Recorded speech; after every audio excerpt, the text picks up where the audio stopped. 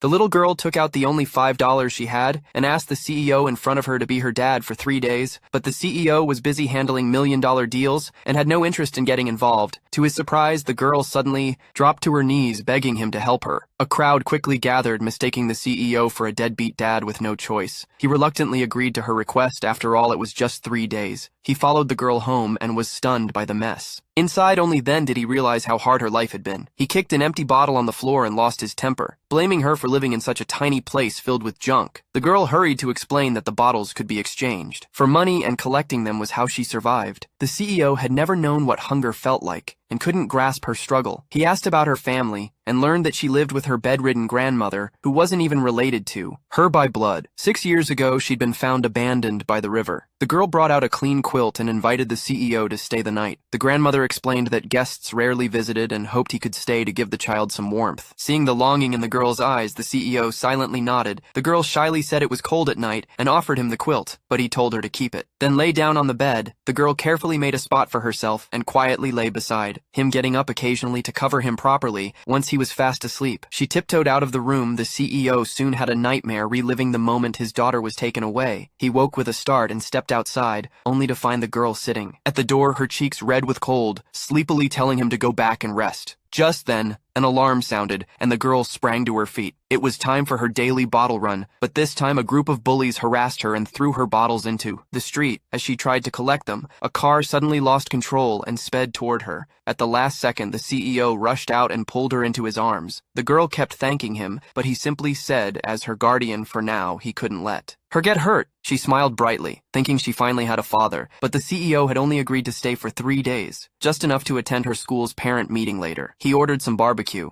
but the girl said it was too expensive to save him money. She lied and claimed she never ate barbecue. The CEO saw through her and said he was the one who was hungry. The girl promised to repay him one day, but he coldly said they probably wouldn't see each other again. Her eyes filled with tears, and she ran off only to return with a takeout box she had brought at home for her grandmother. The grandmother took a bite, then pretended her teeth hurt so she could give the rest to the girl. The girl turned and offered her skewer to the CEO. He turned away to hide the emotion on his face and went to lie down again, but he couldn't sleep, her quiet kindness playing over in his mind. Maybe she reminded him of the daughter he'd lost.